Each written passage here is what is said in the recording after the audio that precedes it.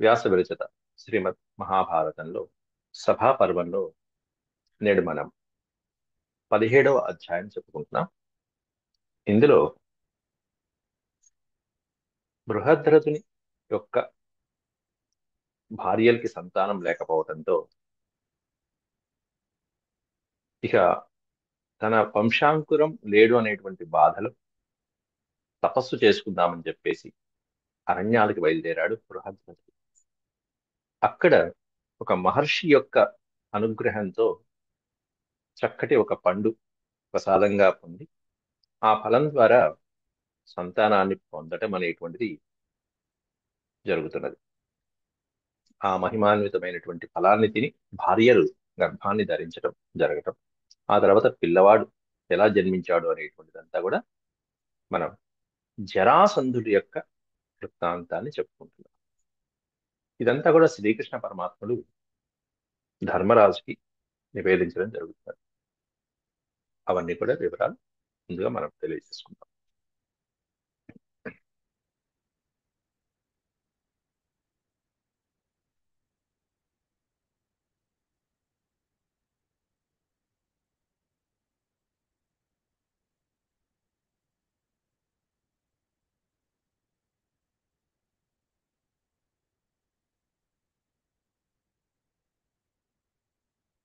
ముందుగా ప్రార్థన చేసుకుని నేటి ప్రవచనాన్ని ప్రారంభించుకుందాం.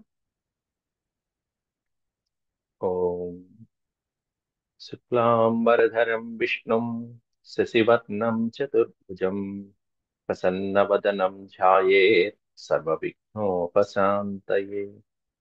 వ్యాసం వసిష్ఠనప్తారం శక్తేః పౌత్రమకల్మషం పరాశరాత్మజం వందే సుఖతాతం తపోనిధిం.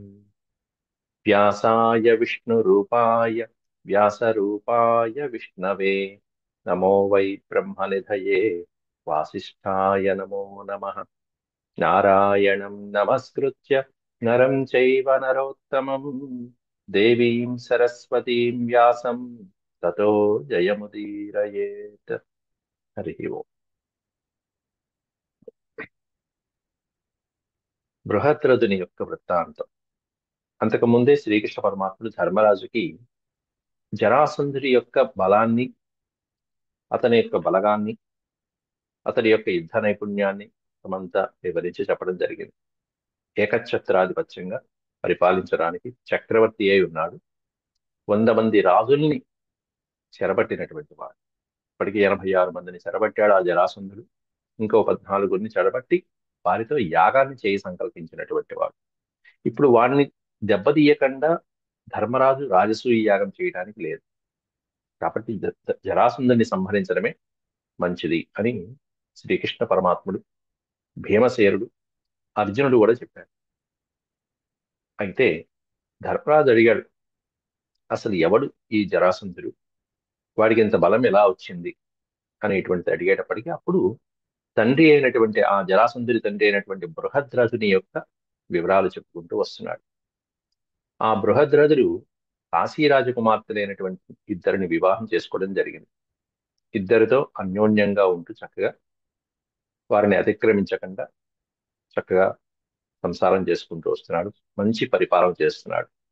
ఆయన ఎట్లాంటి వాడు, ఎంత తేజశాలి అయినటువంటి వాడు అనేటువంటిది మనకి పై శ్లోకాల్లో వివరించడం జరిగింది.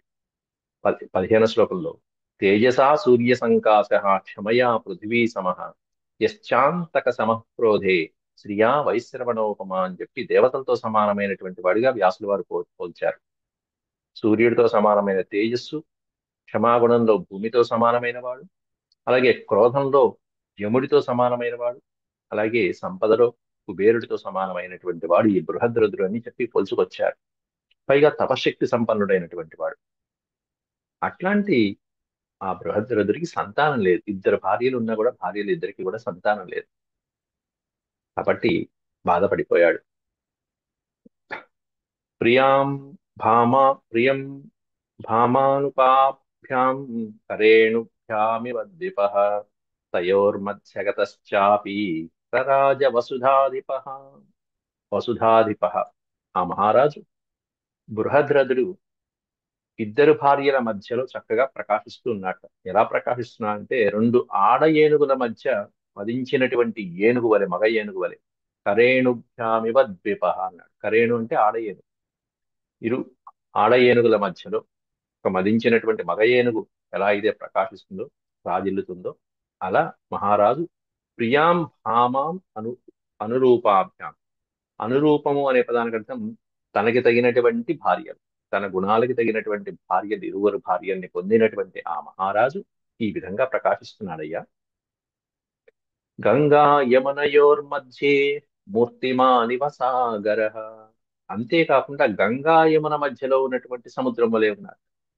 గంగా యమునలకి నదులు, ఈ నదులు వెళ్లి సముద్రంలో, సాగరంలో కలవాలి. ఈ వీరిద్దరు ఆడవారిద్దరు ఎట్లా ఉన్నారు, భార్యలిద్దరు ఎలా ఉన్నారయ్యా అంటే పవిత్రంగా చక్కగా, ఆయన ధర్మాత్ముడు, ఆయన తపశక్తి సంపన్నుడు, ఆయనకి తగ్గట్టుగా ఈ వీళ్ళిద్దరు కూడా చక్కగా ధార్మికమైనటువంటి కార్యక్రమాలు చేస్తూ ఆధ్యాత్మిక తత్వంలో ఉన్నటువంటి వారు. గంగా యమునుల వలె అని నదులతో, పవిత్రమైన నదులతో పోల్చారు ఇక్కడ వ్యాసువారు. గంగా యమునయోర్ మధ్యే మూర్తిమానివ సాగర. ఆ పవిత్రమైనటువంటి నదులకి సంబంధించినటువంటి భర్త, నదులకి భర్త ఎవరై అంటే సాగరుడే. ఎట్లాంటి సాగర్ అంటే మూర్తిమానివ సాగర అని చెప్పి వర్ణించారు ఇక్కడ. అంటే సముద్రుడికి ఒక ఆకారం ధరిస్తే ఎట్లా ఉంటాడో బృహద్రథ మహారాజు అలా ఉన్నట్ట. అది అలాగే విషయేషు నిమగ్రస్య తస్య యౌవనమత్యగాత్. విషయేషు నిమగ్రస్య, సకల విషయాలు ఏవైతే ఉంటాయో, విషయములు అంటే శారీరకమైనటువంటివి కానీ, ఇంద్రియ గ్రామాలు కానీ మొదలైనటువంటి ఇంద్రియాలకు సంబంధించినటువంటివన్నీ విషయాలు చెప్పాలి. ఓ పక్కన విషయాలంటే రాజోపకరమైనటువంటి విషయాలన్నీ కూడా చక్కగా నెరవేర్చుకుంటూ వస్తున్నాడు. ఇంద్రియాలకు సంబంధించినటువంటివన్నీ కూడా ఎప్పుడు ఏ సమయంలో ఏ విధంగా ప్రవర్తించాలో అలా ప్రవర్తించుకుంటూ వస్తున్నాడు. విషయాల్ని నిగ్రహించుకోవాల్సిన చోట నిగ్రహించుకుంటున్నాడు. ఇంద్రియాలు కొన్ని నిగ్రహించుకోవాలి, ఆ నిగ్రహించుకోవాల్సిన చోట నిగ్రహించుకుంటున్నాడు. ధర్మ అర్థ కామాలను ఏ విధంగా విభజించుకుని పరిపాలించాలో అట్లా పరిపాలిస్తున్నాడు. అట్లా తస్య యవ్వనమంత్యగాత్. యవ్వనం అత్యగాత్, అతడి యవ్వనం అనేటువంటిది అలా యవ్వన దశ అలా అయిపోతుంది. అయితే యవ్వన దశ అయిపోయింది, గృహస్థుడిగా వచ్చాడు, గృహస్థుల దశ కూడా అయిపోవచ్చింది, కానీ వంశాంకురం మాత్రం లేదు అతనికి. పుత్ర సంతానం లేదు. నచ వంశకర పుత్ర తస్యాజాయత కశ్చన మంగళైర్ మంగళైర్బభిర్హోమైః పుత్రకామాభిరిష్టిభిః. వంశకరః పుత్రః తస్య తస్య అజాయత కశ్చన. న నా అనేది ఇక్కడ పెట్టారు. న కశ్చత్ అజాయత. వంశోద్ధారకుడైనటువంటి పుత్రుడు మాత్రం ఇద్దరు భార్యలకి కలగల. అతని యందు ఇద్దరికీ కలగల. దానికోసం చెయ్యనటువంటి వ్రతం లేదు, చెయ్యని పూజ లేదు. అన్ని రకాలైనటువంటి మంగళకరమైనటువంటివన్నీ చేసుకుంటూ వచ్చాడు. పుత్రకామేష్టి యాగాదులు కూడా చేశాడు, అయినా ఫలించలేదు. ఎన్నో ఇష్టులు, యజ్ఞాలు, యాగాలు చేశాడు, దానాలు, ధర్మాలు చేశాడు, చేయవలసినవన్నీ చేశాడు. ఇన్ని చేసినా కూడా ఫలించలేదు. కాలం కలిసి రావాల్సిందే. అంతేగాని పుత్రకామేష్టి యాగం ప్రతి వాళ్ళు చేస్తే పుత్రుడు పుట్టేస్తారా అనుకోవడానికి లేదు. ఇక్కడ ఈయన పుత్రకామేష్టి చేశాడు, ఏం ఫలించలా. దశరథ మహారాజు కూడా పుత్రకామేష్టికి ముందు, అంతకుముందు ఎన్నో యాగాలు చేశాడు, చేస్తే అవేం ఫలించలా. కాబట్టి కొన్ని యాగాలు సమయానుకూలంగా ఫలిస్తాయి. కానీ ఇవి దేనికి అవుతాయంటే ఈ చేసినటువంటి యాగాల ఫలితం ఏదో ఒక రూపంలో దైవం అనుకూలించడానికి ఉపయోగపడతాయి. ఇది ఫలించలేదు అనుకోవడానికి లేదు. అప్పుడు మనం ఈ యాగం ఫలించలేదే అని చెప్పి మనం అనుకోగల. ఈ యాగం చేయటం వల్ల ఒక మహానుభావుడు, దేవుడు ఇంకొక రూపంలో ఈ ఈ కార్యక్రమాన్ని నెరవేరుస్తారు. దశరథుడికి పుత్రకామేష్టి యాగం చేయటం వల్ల వచ్చింది, కానీ అంతకుముందు ఇంకో యాగం చేశాడు. ఆ యాగం చేయటం వల్ల తర్వాత ఈ యాగం చేయాలనే సంకల్పం కలుగుతుంది. తద్వారా దీని ఫలితం అంతా దాంతో వచ్చి ఆ విధమైనటువంటి అగ్ని దేవుడు ప్రత్యక్షమై పాయసాన్ని ప్రసాదించడం జరిగింది దశరథుడు. అంతేగాని ఈ పూజ ఫలించలేదే అని బాధపడక్కర్లా. మనం ఎప్పుడైనా చేస్తాం, ఏదో సంకల్పంతో చేసుకుంటాం పూజ, ఫలించలేదు, ఫలించినంత మాత్రాన మనం దిగులు పడక్కర్లా. ఈ పూజా ఫలితం అనేటువంటిది వేరొకరి ద్వారా అక్కడ మన కార్యాన్ని నెరవేర్చడానికి దోహదపడుతూ ఉంటుంది.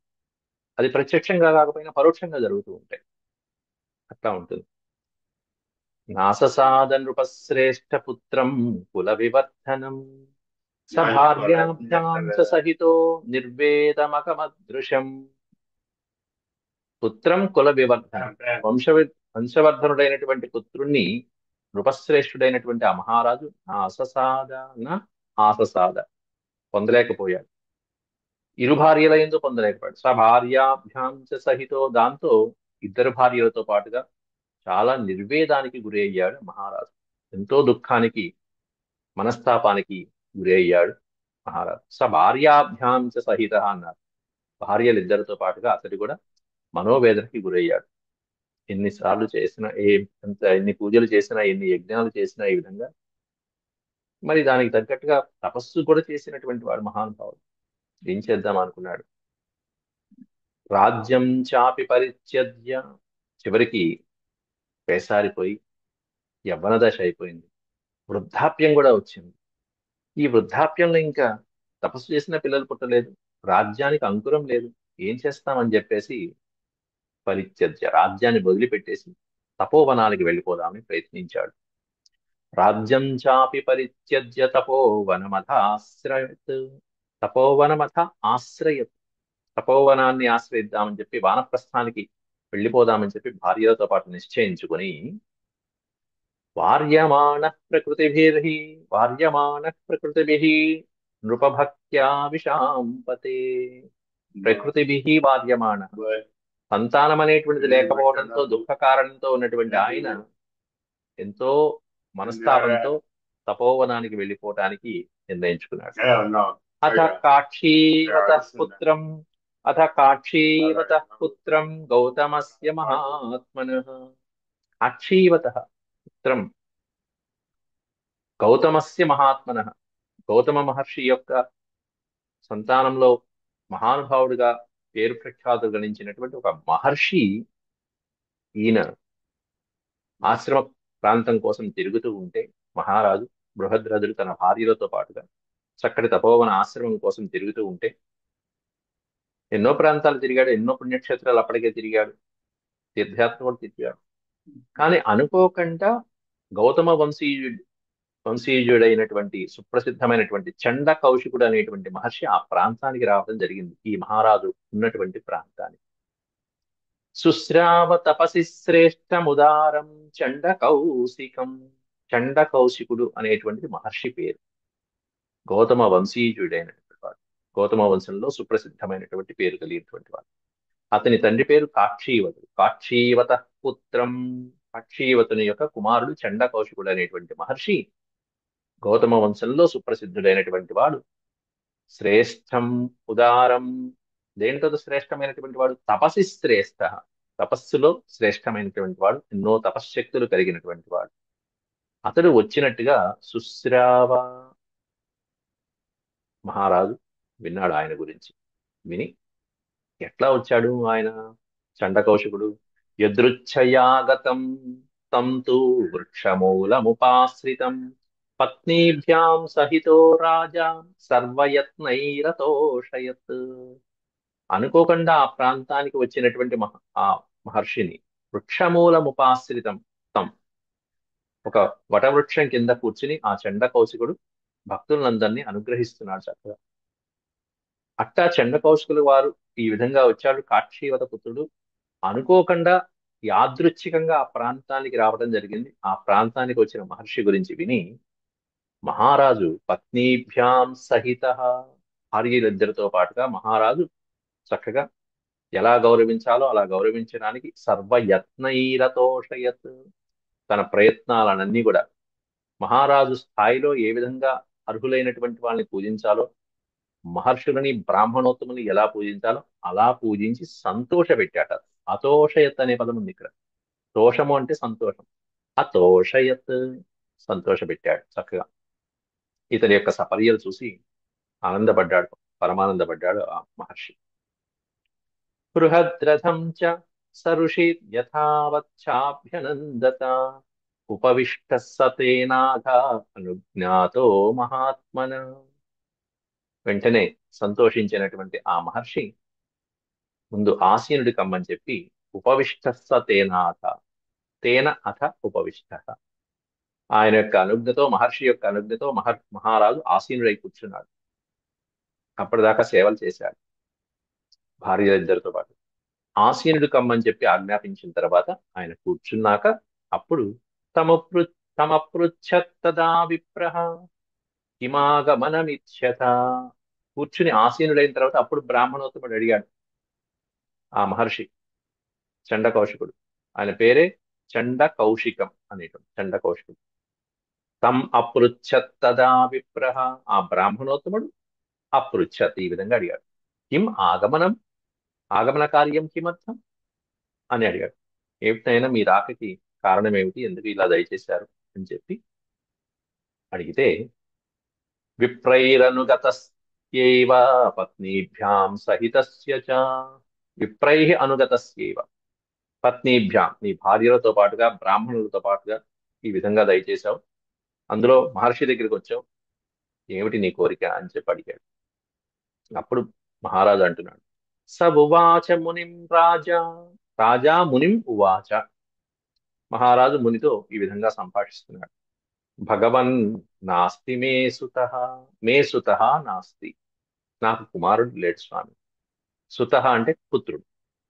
మే సుతః నాస్తి భగవన్, హే బ్రాహ్మణోత్తమ మహర్షి, నాకు కుమారుడు లేడు. కుమారుడు లేకపోతే అపుత్రస్యతు రాజ్యేన వృద్ధత్వే కిం ప్రయోజనం. ఈ వృద్ధత్వంలో ఇప్పటిదాకా నాకు కుమారుడు కలగలేదు, ఇంక ప్రయోజనం ఏముంది ఈ జీవితానికి. అపుత్రస్యతు రాజ్యేన వృద్ధత్వే కిం ప్రయోజనం.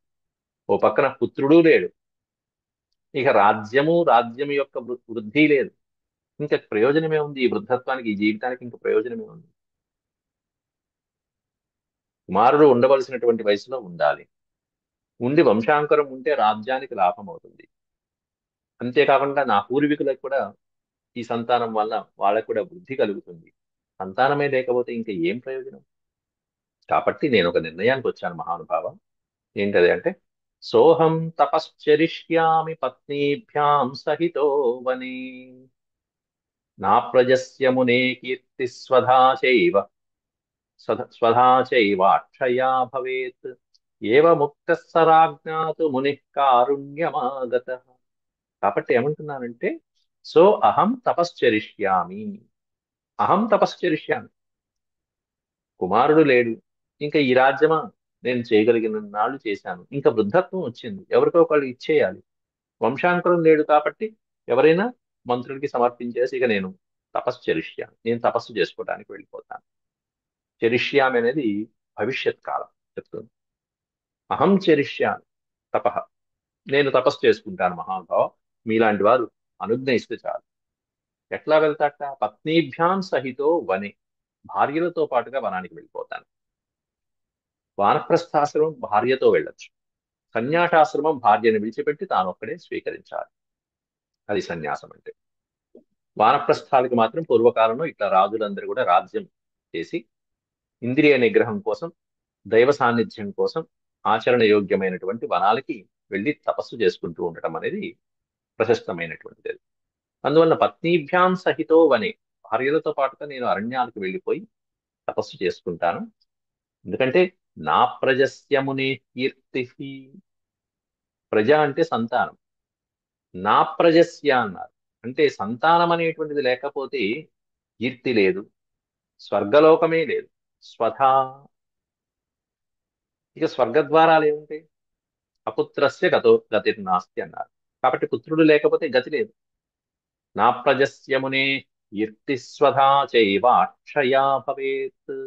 అక్షయమైనటువంటి లోకాలు ఏవైతే ఉంటాయో స్వర్గలోకాలు, ఆ లోకాలకి నాకు ప్రవేశం కూడా ఉండదు.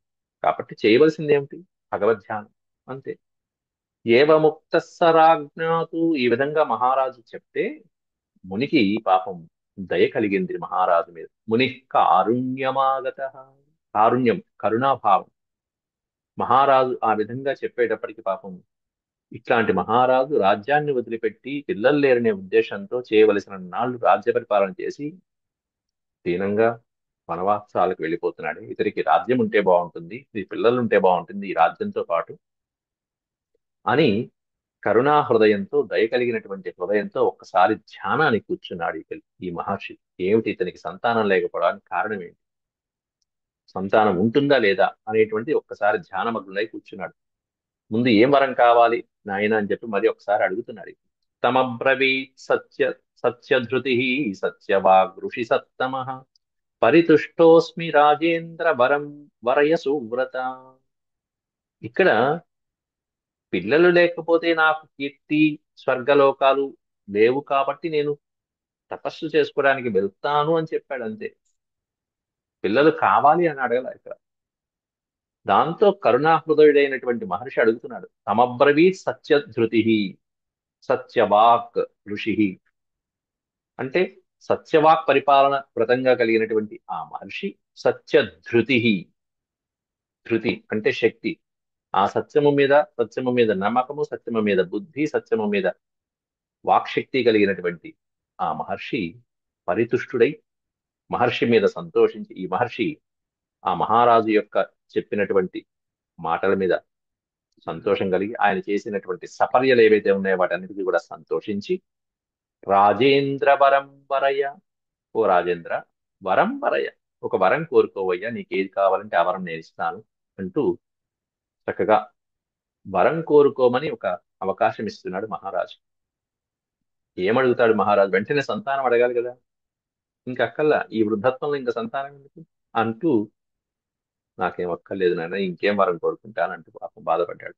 తతస్స భార్య ప్రణత తమువాచ బృహద్రథ పుత్రదర్శన నైరాస్యాద్ బాష్ప సందిగ్ధయా గిరా. భార్యలతో పాటుగా ఆ మహర్షికి నమస్కారం చేసి ఈ విధంగా అంటున్నాడు బృహద్రథుడు. ఏ విధంగా? పుత్ర దర్శన నైరాస్యాత్ అన్నారు.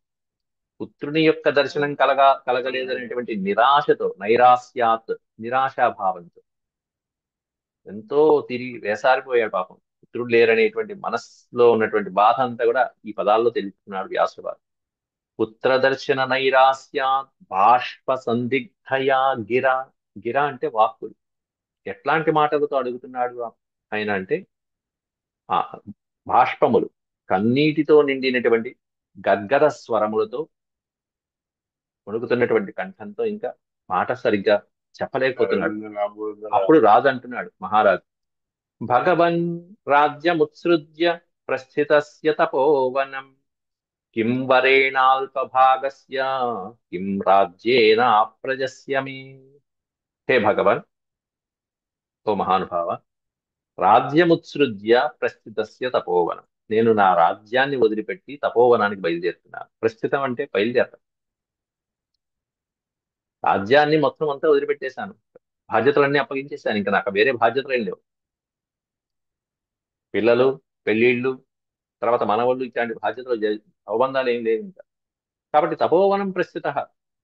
అట్లా తపోవనానికి బయలుదేరినటువంటి నాకు ఇక వరాలతో ఏం ప్రయోజనం స్వామి? కింబరేణ, ఇక వరాలతో ఏం ప్రయోజనం? ఎందుకంటే అల్పభాగ్యస్య, భాగ్యము అంటే ఫేట్, ఒక రకంగా విధి, అదృష్టం. అల్పభాగ్యస్య అంటే మందభాగ్యుడు అని అర్థం. అంటే దురదృష్టవంతుడైనటువంటి నాకు ఇంకా వరాలతో ఏం ప్రయోజనం చెప్పండి స్వామి? కిం వరేణ అల్పభాగస్య అల్పభాగ్యస్య కిం రాజ్యేన ప్రజస్య మే. ఇక రాజ్యంతో నాకేం ప్రయోజనం? ఎందుకంటే నేను అప్రజస్య మే, ప్రజ అంటే సంతానం, అప్రజస్య ఆ అనే అక్షరం పక్కన ఉన్నటువంటి నకారంలో కలిసిపోయింది. అప్రజస్యమే, సంతానం లేనటువంటి నాకు ఇంకా రాజ్యంతో, కీర్తితో, వరాలతో ఇంకా నాకేం పని చెప్పండి అనగానే ఒక్కసారిగా చలించిపోయాడు పాపం. ఈ మహారాజు యొక్క సన్నివేశం చూసి, దుస్థితి చూసి, దురదృష్టం చూసి, ఎందుకు ఇంత దురదృష్టం కలిగింది? ఇంతటి మహారాజు చక్కగా మాట్లాడుతున్నాడు. ఆ మాట్లాడే విధానంలోనే మహర్షులు పసిగట్టేస్తారు మహారాజులు ఎట్లాంటి వాళ్ళు. అలాంటి రాజుల దగ్గరికి వస్తారు కావాలి. ఎందుకంటే ఆ పుత్రకామేష్టి యాగం మొదలైనటువంటి యాగాలు ఏవైతే చేశాడో ఆ యాగ ఫలితంతో ఆ ప్రాంతము మొదలైనటువంటివన్నీ కూడా చక్కగా పరిస్థితులు అనుకూలించి ఇట్లాంటి మహర్షుల యొక్క రాకటి కారణమవుతాయి. ఏతచ్చుత్వా మునిర్ ధ్యానమగ్న, మగ్నము అని ఉండాలి అక్కడ. ధ్యానమగ్నం క్షుభితేంద్రియ. ఒక్కసారి ఇంద్రియాల్ని సంయమించి ఒక్కసారి ఆ మహాత్ముడు వచ్చినటువంటి వాడు ధ్యానం నిమగ్నుడయ్యాడు. ఆ మహర్షి ధ్యానంలో కూర్చుని ఒక్కసారిగా అలా కూర్చుని ఒక్క 2 నిమిషాలు ఆమ్ర వృక్షము యొక్క అధోభాగంలో కూర్చున్నాట ఈయన. ఆమ్ర వృక్షం అంటే మామిడి చెట్టు. ఈ కింద కూర్చున్నటువంటి ఈయన అలా ధ్యానమగ్నుడైతే పైనుంచి చెట్టు పైనుంచి ఒక చక్కటి పండు, మామిడి పండు ఒకటి ఈయన ఒళ్ళో పడింది. ఆ విషయాన్ని వర్ణిస్తున్నాడు. తస్యైవ చామ్ర వృక్షస్య, చామ్ర అని పడింది, దీన్ని పెట్టిస్తే చా ప్లస్ ఆమ్ర. తస్యైవ చామ్ర వృక్షస్య ఛాయాయాం సముపావిశత. ఆమ్ర వృక్షము యొక్క ఛాయలో కూర్చున్నటువంటి ఆయనకి అలా కూర్చుంటే తస్యోపవిష్టస్య మునేరుత్సంగే నిపపాత. తస్య ఉపవిష్టస్య మునే, అలా ధ్యానమగ్నుడై కూర్చున్నటువంటి ఆ ముని యొక్క ఉత్సంగే ఒడిలో ఒక మంచి మామిడి పండు ఒకటి నిపపాత అలా పడిందిట. అంటే ఆయన ధ్యానంలో కూర్చుని ఉన్నప్పుడు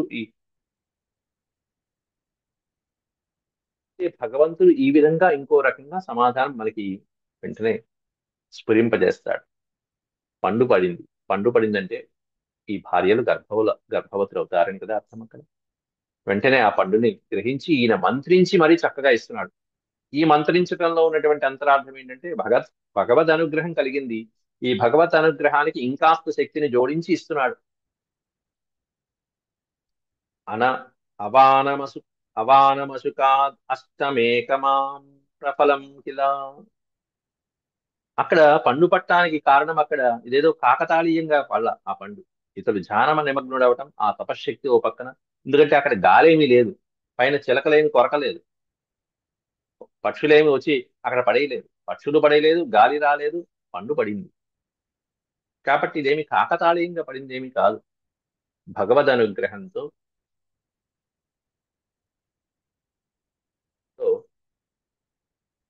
మరొకరికి పరోపకారం చేయాలి, ఇతరులకి మంచి జరగాలనేటువంటి కోరికతో సత్సంకల్పంతో ఏదైనా చేస్తే ఇలా తప్పకుండా భగవంతుడు ఏదో రూపంలో ఫలితమిస్తారు. ఆ పండు తీసుకుని ముని తత్ ప్రతిగృహ్య తత్ ప్రగృహ్య మునిశ్రేష్ఠో హృదయే నాభిమంత్య చ. ఆ పండుని చేతిలో పట్టుకున్నాడు. తీసుకుని మునిశ్రేష్ఠుడైనటువంటి ఆయన హృదయేన అభిమంత్య చ, హృదయంలో అభిమంత్రించాట. దాన్ని మంత్రించి మరీ ఇస్తున్నాడు చక్కగా.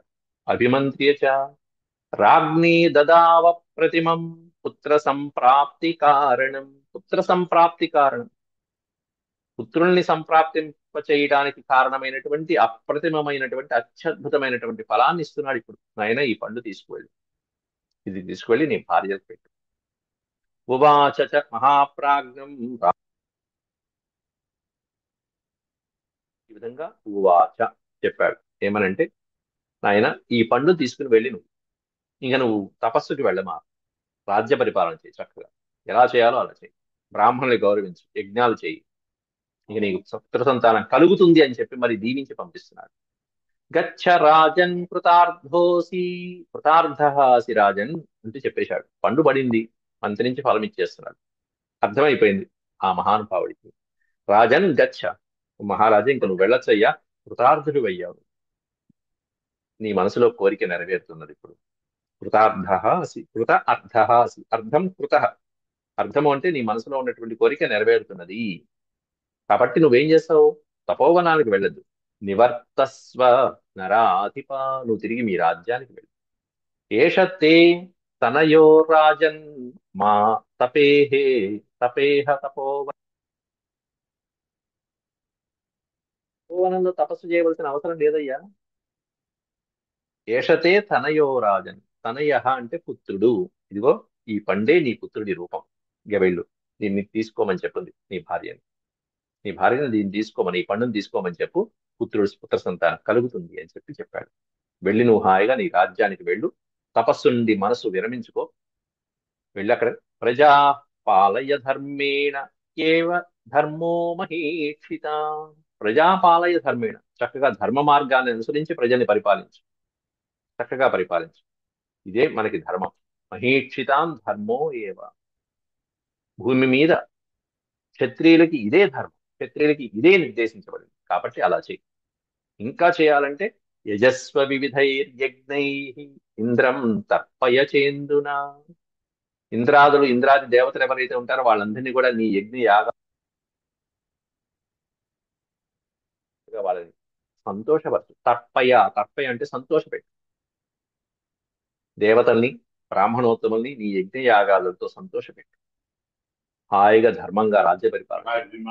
పుత్రం రాజ్యే ప్రతిష్టాప్య తత ఆశ్రమమావ్రజ. కొంతకాలం అయిన తర్వాత, పిల్లలు పెరిగి పెద్దవాడైన తర్వాత ఆ పుత్రుణ్ణి రాజ్యంలో ప్రతిష్టాపన చేసి సింహాసనమునందు అభిషేకించి తత ఆశ్రమమావ్రజ. ఆ తర్వాత నువ్వు ఆశ్రమానికి రా. వద్దంటల్లా. ఆ తర్వాత నీ బాధ్యత నెరవేరుతుంది. అక్కడ కూడా క్షత్రియోచితుడైనటువంటి కుమారుడు రాజ్య పరిపాలన చేస్తాడు, ప్రజారక్షకుడుగా ఉంటాడు అని చెప్పి, అంతేకాకుండా నీ పుట్టబోయే కుమారుడికి నేను 8 వరాలు ఇస్తున్నానయ్యా అంటూ తపశ్శక్తి సంపన్నుడైన ఆయన చెప్తున్నాడు. అష్టౌ వరాన్ ప్రయచ్ఛామి తవ పుత్రస్య పార్థివ. అట్లాంటి ఆయనకి బృహద్రథుడికి పుత్రుడిని ప్రసాదిస్తున్నాడు. ప్రసాదించడమే కాకుండా ఆ పుత్రుడు ఎట్లా పుడతాడో కూడా గమనించకుండా ముందు 8 వరాలు ఇస్తున్నాడు ఆయన. అష్టౌ వరాన్ ప్రయచ్ఛామి. 8 వరాలు ఆ పుత్రుడికి నేను ఇస్తున్నాను ముందే. ఏమిటా 8 అంటే? బ్రహ్మణత్వం, అజేయత్వం, యుద్ధేషు చ తథా మతిః. 4 వరాలు చెప్పాడు ఇక్కడ. ఒకటేంటంటే బ్రహ్మణత్వం, అంటే బ్రాహ్మణుల యందు భక్తి భావం కలిగి ఉండటం. బ్రాహ్మణుల్ని గౌరవిస్తాడు వాడు. అలాగే బ్రహ్మణత్వం, అజేయత్వం. అజేయుడై యుద్ధాల్లో తిరిగి వస్తాడు. వాడికి తిరుగులేదు ఇక యుద్ధంలో. యుద్ధానికి వెళ్తే జయమే. యుద్ధేషు అజేయత్వం. ఇంకోటి తథా మతి, చక్కటి బుద్ధిమతి. చక్కటి బుద్ధిని ప్రసాదిస్తున్నాం. బుద్ధి బాగుంటుంది, జరాసంధి మంచి బుద్ధి కలిగినటువంటి. ప్రియా, అతిథుల్ని గౌరవిస్తాడు. వచ్చినటువంటి ప్రతి అతిథిని కూడా గౌరవించి పంపిస్తూ ఉంటాడు. అంతేకాకుండా దీనానాం అన్వవేక్షణం.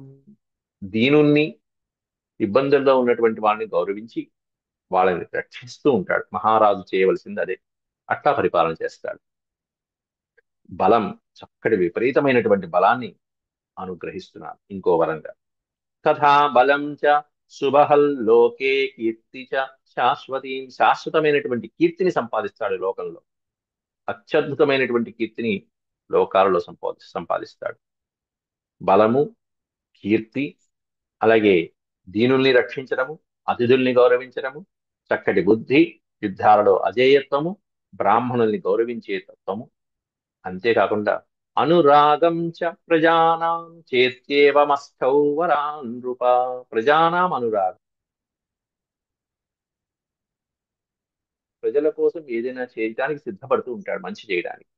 అట్లా ప్రజల పరిపాలనలో చక్కటి భక్తి శ్రద్ధలతో పరిపాలన చేస్తూ ఈ 8 వరాలు ఈ పిల్లవాడికి ఉండేట్టుగా, అంటే సమస్తమైనటువంటి రాజలక్షణాలు ఏవైతే ఉంటే ఆ రాజలక్షణాలు ఉండేట్టుగా ఇతనికి వరాలు ప్రసాదిస్తున్నానయ్యా అంటూ ఆ చండ కౌశిక మహర్షి వరాలు ఇవ్వటం జరిగింది. కాబట్టి గచ్చత్వం కృతకృత్యోసి. ఇక నువ్వు కృతకృత్య అసి. నువ్వు అనుకున్న కార్యం నెరవేరింది నాయన. నివర్త స్వజనాధిప. ఇక నువ్వు తిరిగి ఈ రాజ్యానికి వెళ్ళు అని చెప్పి చండ కౌశిక మహర్షి బృహద్రథుడికి ఫలాలనిచ్చి, ఓ పండునిచ్చి భార్యకి ఇవ్వమని చెప్పాడు. అయితే ఇప్పుడు చెప్పినటువంటి వాటిల్లో వివరంగా భార్యలకి ఎలా ఇద్దరు భార్యలు ఉన్నారు, ఆ ఇద్దరికి ఎలా ఇవ్వాలా అని తెలియదు. ఒక భార్యకే తినిపించమని అర్థమా, ఇద్దరికి తినిపించమని అర్థమా, ఈ క్లారిటీ లేదు అక్కడ. ఆయన పండు పడింది, దాన్ని మంత్రించి ఇచ్చాడు, పిల్లవాడు జన్మించాడు. ఇక అక్కడి నుంచి తర్వాత కథ ఏం నడిచింది, ఎలా పుట్టారు, ఇద్దరు తిన్నారా, ఒకళ్ళు తిన్నారా, పిల్లలు ఇద్దరు పుట్టారా, ఒకడే పుట్టాడా, సగమే పుట్టాడా అనేటువంటి జరాసంధుడి యొక్క వృత్తాంతంలో ఈ వచ్చే శ్లోకాలలో వివరించారు. అది రేపటి భాగంలో మనం చూద్దాం. అంతవరకు సెలవు. ఓం శాంతి శాంతి శాంతి. యదక్షరపద భ్రష్టం మాత్రాహీనం చ యద్భవేత్ తత్సర్వం క్షమ్యతాం దేవనారాయణ నమోస్తుతే. సర్వం శ్రీకృష్ణార్పణమస్తు. హరి ఓం.